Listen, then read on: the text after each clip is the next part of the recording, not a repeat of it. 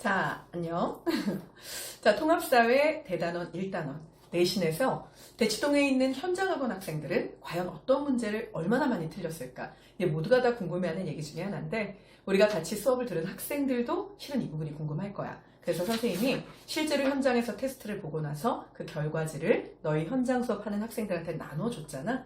그러니까 이 결과지에 보면 이 문항은 전체 우리 반 수강생 중에 몇 퍼센트가 오답을 냈고 그 가운데 상위 30%의 오답률은 얼마고 그 다음에 밑에 예시문항 1, 2, 3, 4, 5번이 있는데 각각의 오답률은 몇 퍼센트냐 이것까지 싹 다 분석이 돼 있지. 그러니까 이 표가 사실 굉장히 귀한 표야. 너희가 공부를 하는 데 있어서. 다만 우리 한 가지는 기억하고 지나가야 돼. 우리 반 수강생들은 기본적으로 상위권이 워낙 많아. 그렇기 때문에 현장에서 이 수업을 들었는데 와, 내 점수가 요거밖에 안 돼요. 이럴 경우에 네 점수가 객관적으로 100점 만점에 정말 50점 미치다. 그럼 이제 반성을 좀 해야 돼. 이거는 좀 더 열심히 해야 되는 거고 100점 만점에 50점 위다. 그런데 내가 생각한 것보다 너무 안 나왔다. 그거는 약간은 안심해도 돼. 아주 약간만. 왜냐면 우리 반에서 받은 점수보다는 학교에 가면 당연히 잘 나와. 일단 첫 번째 우리 반에서 풀었던 문항은 상중 하 가운데 하가 없어. 왜냐면 이건 내가 너희들한테 정말 1, 2등급밖에 하려고 너희를 푸싱하고 가르치고 있는 수업이고 기본적으로 우리 반은 또 상위권이 워낙 많은 데다가 충분하게 내용을 설명하고 나서 진행하기 때문에 이거는 하에 해당하는 문제를 푸는데 시간을 낭비할 이유가 없어. 그래서 하에 해당하는 문제는 각자 풀 수 있게 나눠주잖아. 지금 너희가 본 테스트는 상, 그리고 최상, 그리고 중밖에 없는 문제이기 때문에 학교에서 보는 문제지는 상중하가 다 들어있지. 그러니까 이 테스트 문제보다는 훨씬 더 쉬울 수밖에 없다는 거. 그건 기본으로 깔고 들어가는 거야. 그러니까 현장에서 받은 점수보다는 반드시 학교에서는 1단원에 관한 하는 점수가 더 높게 나온다는 거. 그것만 니네가 안 잊어버리면 되겠네. 자, 그렇다면 오늘 볼 문제는 뭐냐? 1-3번 테스트의 13번 문항.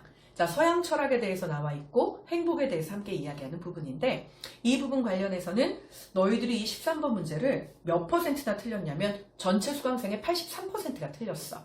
그런데 문제는 상위 30%조차도 75%가 오답을 냈으니까 이거는 뭐 그냥 다 틀렸다. 이렇게 보면 되는 거잖아. 자, 그럼 도대체 왜 다 틀렸을까? 그 부분부터 짚고 넘어갈게. 이거는 내가 판단한 분석의 이유는 하나야. 그러니까 너희가 서양 철학사 자체를 내 수업 시간에 처음 들어보는 거야.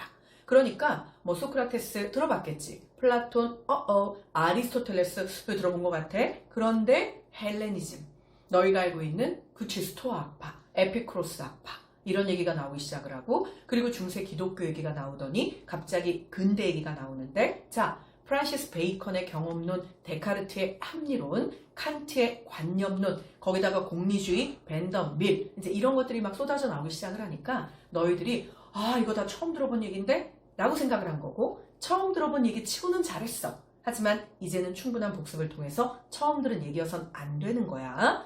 지금 나랑 영상을 보고 있는 이게 첫 영상이다. 그러면 내가 지금 말한 학자들, 학파들, 그들과 관련된 가장 기본적인 특성, 행복에 대한 이야기, 이건 우리가 알고 있어야 되는 거지. 예를 들면 행복은 인생의 가장 중요한 목적이자 삶의 이유다. 그럼 아리스토텔레스가 한 말이 되는 거야.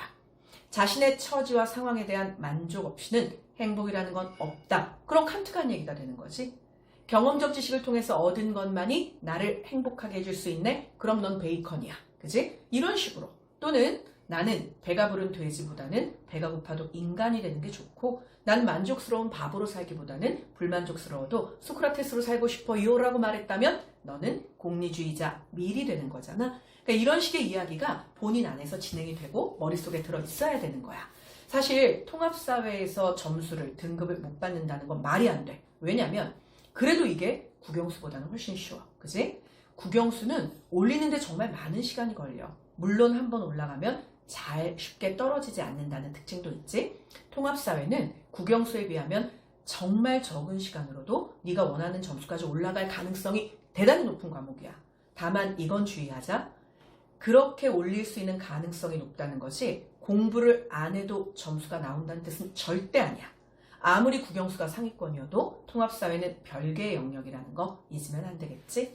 자, 13번 문제. 기억 시기와 그 시기에 나타난 행복에 대한 관점을 바르게 연결한 것은 이 시기는 유럽, 아시아, 아프리카에 이르는 대제국을 건설한 알렉산드로스 대왕이 죽은 기원전 323년 이후부터 기원전 1031년까지 로마가 그리스를 지배하기 전까지의 300여 년간의 시기를 말한다. 자, 그러니까 무슨 얘기야? 우리 그리스 로마 시대에 철학하면서 자, 알렉산더가 동방원정을 통해서 동서양의 문화가 처음으로 만나면서 헬레니즘 시대가 시작됐다. 내가 수업 시간에 분명히 얘기했잖아. 자, 그렇다면 이거는 누가 봐도 3번 아니면 4번이 답이야. 일단 1번은 고대 그리스야. 2번이 고대 그리스라며? 그럼 거기에서 이미 시대가 다르잖아. 그 다음에 이제 3번, 4번이 헬레니즘이야. 답은 그 안에서 골라야 되네. 그런데 아래쪽을 볼까? 이 시기의 사람들은 정신적, 문화적, 정치적 삶의 토대였던 도시, 즉 폴리스가 해체되면서 많은 변화를 겪었다라고 얘기를 했네. 자, 그럼 이제 3번하고 4번 중에 볼까? 3번. 개인적으로 마음이 평온한 삶을 얘기한다. 자, 에피크로스 아파, 아타락시아 생각나? 스토아 아파, 아파테이아 생각나니? 누가 와서 흔들어도 흔들지 않는 평온한 마음, 정서적인 안정. 그래, 그런 것들 딱 맞는 얘기잖아. 근데 4번은 헬레니즘 시대라고 해놓고 뭐라고 얘기했냐면 최대 다수의 최대 행복이라며? 최대 다수의 최대 행복. 벤덤이 한 얘기네? 공리주의자네? 이 사람은 근대 철학이잖아. 그러니까 시대가 달라요. 결국 정답으로 맞아떨어지는 건 3번밖에 없어.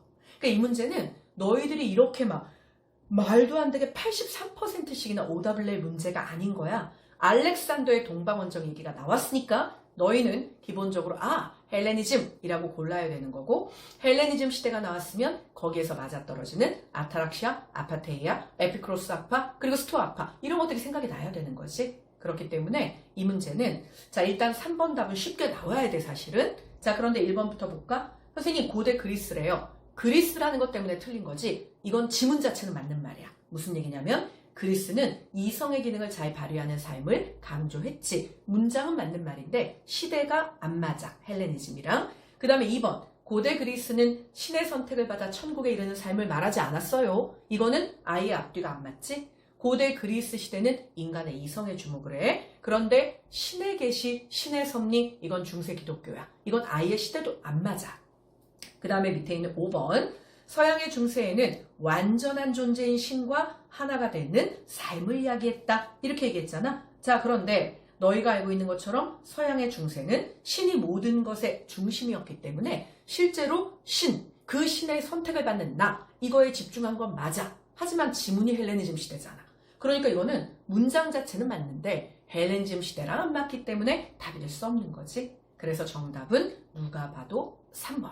자, 알렉산더의 동방원정 헬레니즘 시대라고 부르는 그 시대에 에피크로스아파, 스토아파가 존재했다는 거 절대 이제는 까먹지 않도록 하자. 다음번 문제에서 다시 만날게.